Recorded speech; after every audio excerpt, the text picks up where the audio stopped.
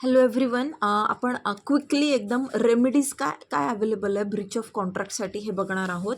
आता कुठलाही कॉन्ट्रॅक्ट जो आहे व्हॅलिड कॉन्ट्रॅक्ट त्या ठिकाणी राईट्स अँड ऑब्लिगेशन्स जे आहे ते क्रिएट करत असतो. पण मग त्यातल्या एखाद्या पार्टीने सपोज ते राईट्स आणि ऑब्लिगेशन फॉलो केले नाही, परफॉर्म केलं नाही, म्हणजे दुसऱ्या पार्टीला त्या ठिकाणी जे आहे इंज्युरी त्याच्या राईटला क्रिएट केली, तर त्या ठिकाणी काय आहे रेमेडीसुद्धा अवेलेबल असते. जिथे जिथे राईट आहे तिथे तिथे रेमेडी आहे. मग रेमेडीज काय काय आहेत बरं? तर रेसिशन ऑफ कॉन्ट्रॅक्ट आहे, जो आपण मागच्या एका व्हिडिओमध्ये पण हा पॉईंट थोडासा डील केलेला आहे. Suit for damages, suit upon quantum merit, suit for specific performance, suit for injunction. आता हे सगळे प्रकार नेमके काय आहेत? तर रेसिशन ऑफ द कॉन्ट्रॅक्ट म्हणजे काय? कॉन्ट्रॅक्ट ॲक्च्युअलमध्ये कॅन्सलच करणे. ठीक आहे. Literally what does it mean? Cancellation of the contract. म्हणजे जेव्हा एक पार्टी त्या ठिकाणी ब्रीच करते कॉन्ट्रॅक्टचा, तर दुसरी पार्टी जी आहे असं ट्रीट करू शकते की जणू काही तो कॉन्ट्रॅक्ट आता रिसाइंड झालेला आहे आणि त्यालासुद्धा त्याच्या पार्टवरती जे ऑब्लिगेशन आहे ते फुलफिल करण्याची गरज नाही. म्हणजे आता इथे एक्स पर्सन आहे, वाय पर्सन आहे. एक्स पर्सनने या ठिकाणी जे आहे सपोज कार सेल करण्याचं प्रॉमिस केलेलं आहे आणि याने कारच्या बदल्यात 10,000 रुपीज जे आहे ते देण्याचं प्रॉमिस केलं आहे. जर ह्या एक्स पर्सनने याची कारच याला दिली नाही, तर मग ह्याला पण याचा पार्ट जो आहे तो परफॉर्म करण्याची गरज नाही, म्हणजे यालाही 10,000 देण्याची गरज नाही.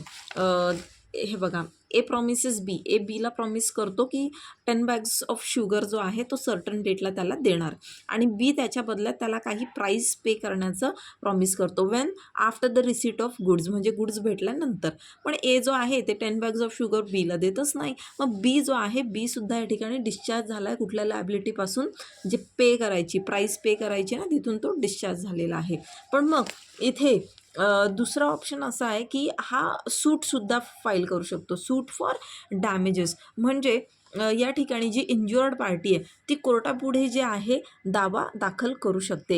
ही may bring an action for damages. Damages म्हणजे काय? आता इथे कंपन्सेशन, पैशास्वरूपी, म्हणजे पैशांच्या स्वरूपात जे काही इथे नुकसान भरपाई जी आहे ती देण्यात येते ते आहे डॅमेजेस. मग त्या पार्टीला जो लॉस झालेला आहे, जी इंज्युअर्ड पार्टी आहे, तर ती जी आहे त्या ठिकाणी सूट फॉर डॅमेजेस फाईल करू शकते. मग हॅडली वर्सेस बॅक्झेंटलची केस आहे, ही फेमस इंग्लिश केस आहे.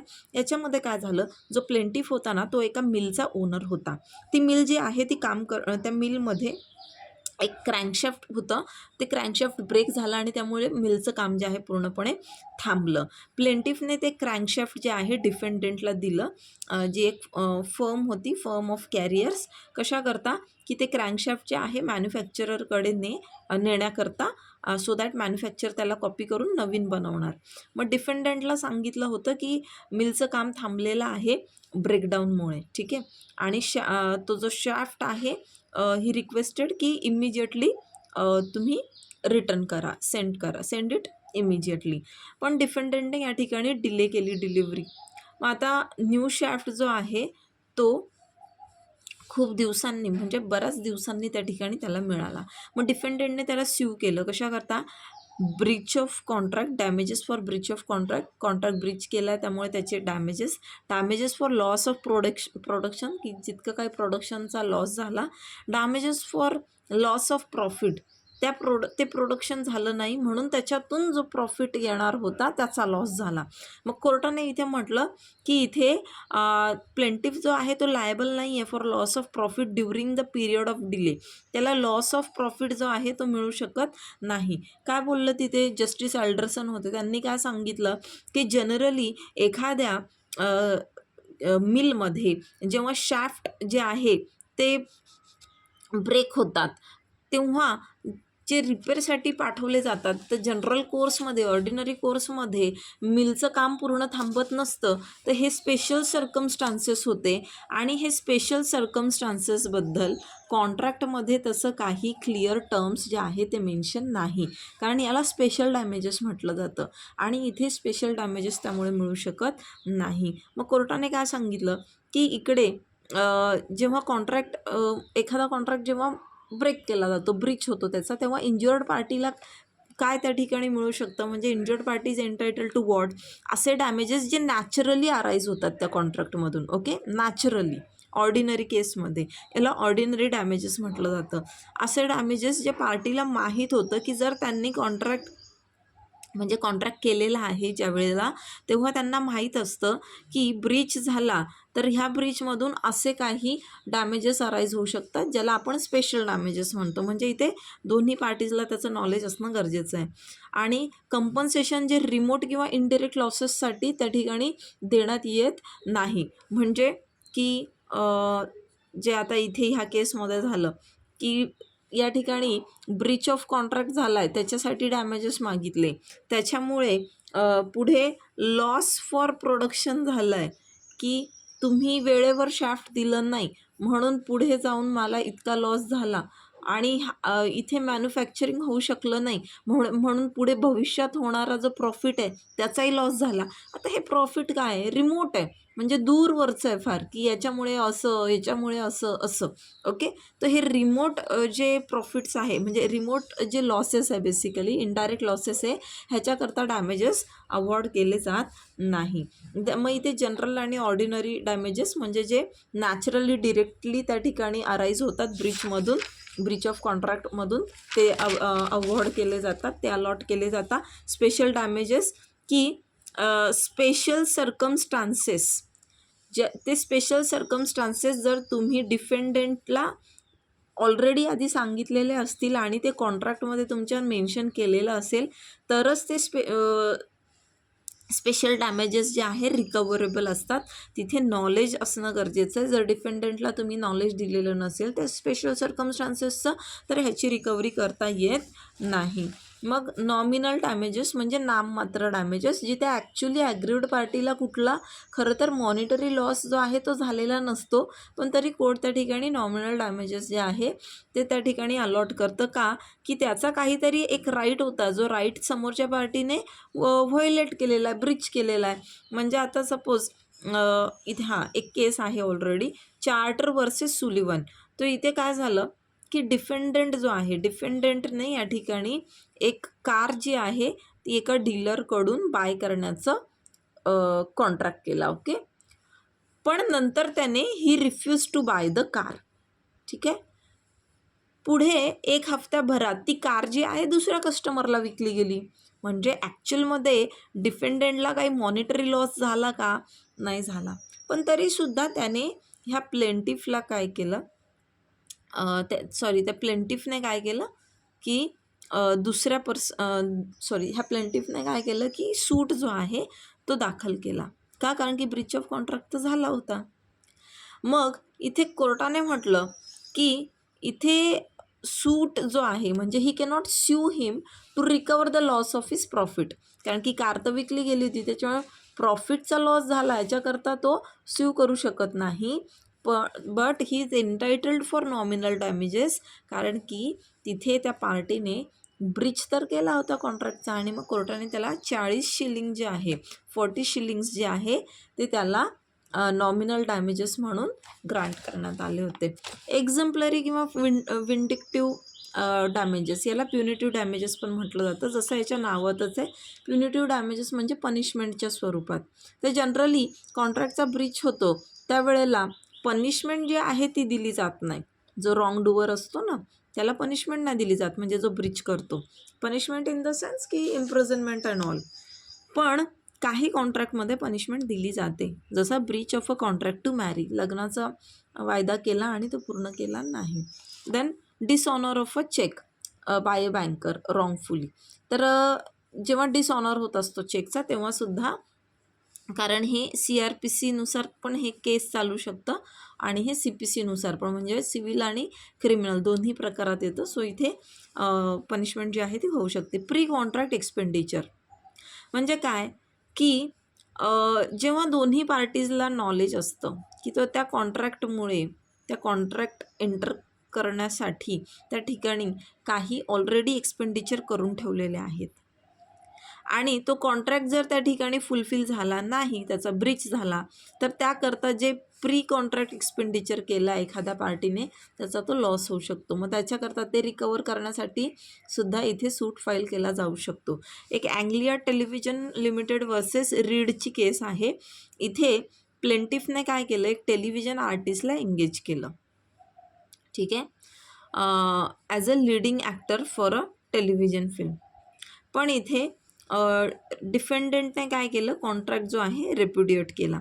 मग प्लेंटिफ जो प्रोड्युसर होता, he was not unable to find any substitute, आणि त्यामुळे त्याला प्रोजेक्टच तो अबॅन्डन करावा लागला. म्हणजे इथे हा पर्सन होता, ह्या पर्सनने त्या ठिकाणी एक टेलिव्हिजन ॲक्टरला काय केलं, एंगेज केलं, हायर केलं, कॉन्ट्रॅक्ट केलं. पण ह्या ॲक्टरने पुढे जाऊन तो कॉन्ट्रॅक्ट रेप्युडिएट केला. तो प्रोजेक्ट जो आहे तो अस्तित्वात येण्याच्या आधीच त्या ठिकाणी काय केला, रेप्युडिएट केला. ह्या प्रोड्युसरला दुसरं कोणी सुटेबल तिथे सबस्टिट्यूट सापडला नाही. मग लॉस ऑफ प्रॉफिट जो आहे, आता इथे आपण मोजू नाही शकत, कारण प्रोजेक्ट जो आहे it was yet to be released. मग इथे त्यामुळे आणि याला जो आहे तो प्रोजेक्टच अबंडन करावा लागला होता. मग इथे कोर्टाने त्याला काय म्हटलं की तू लॉस ऑफ प्रॉफिट आणि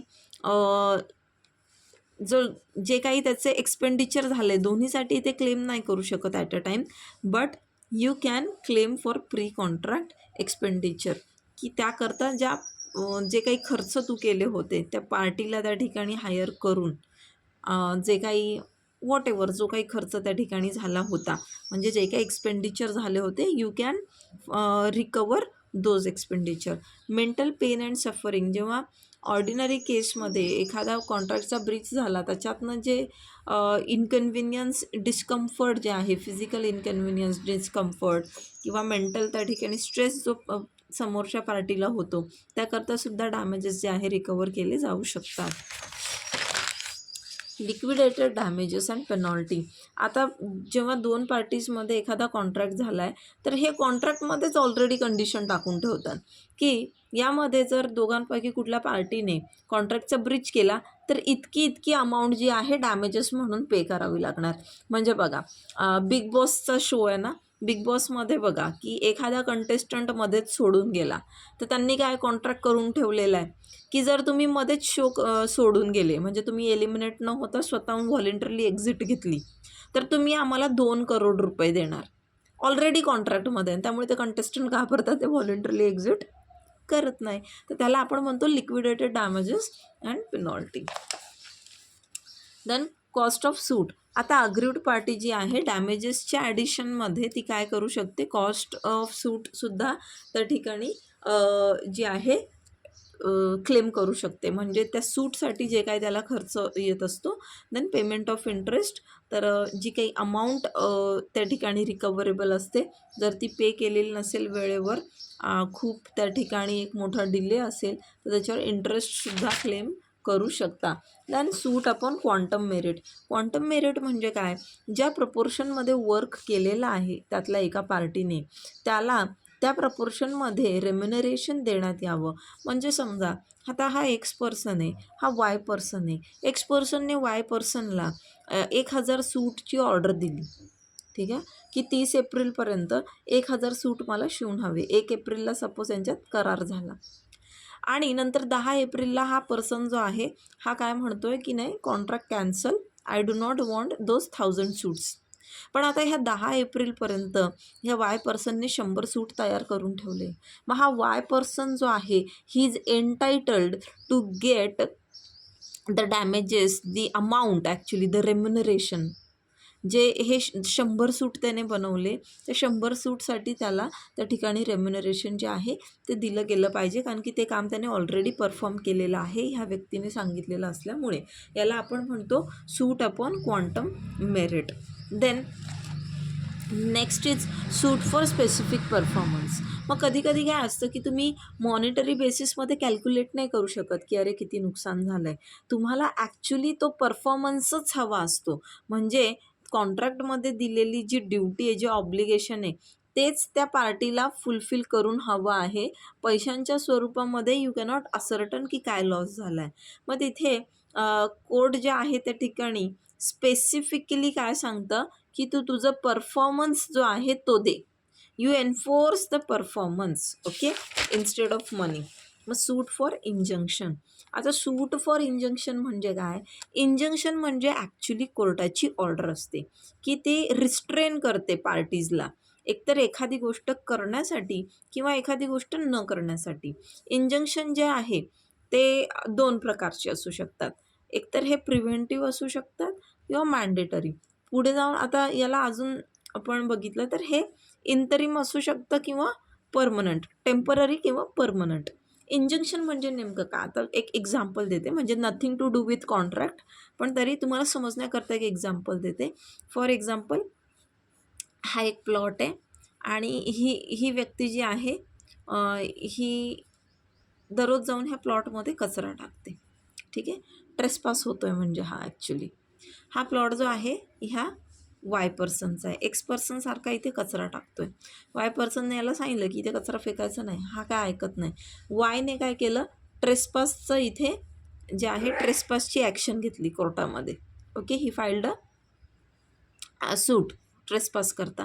मग कोर्ट याला काय करणार आहे, कोर्ट असं म्हणणार का की ओके तू याला काही पैसे दे. पैसे घेऊन काय करणार आहे, जर हा कंटिन्युअसली त्या ठिकाणी कचरा फेकतच राहणार नाही.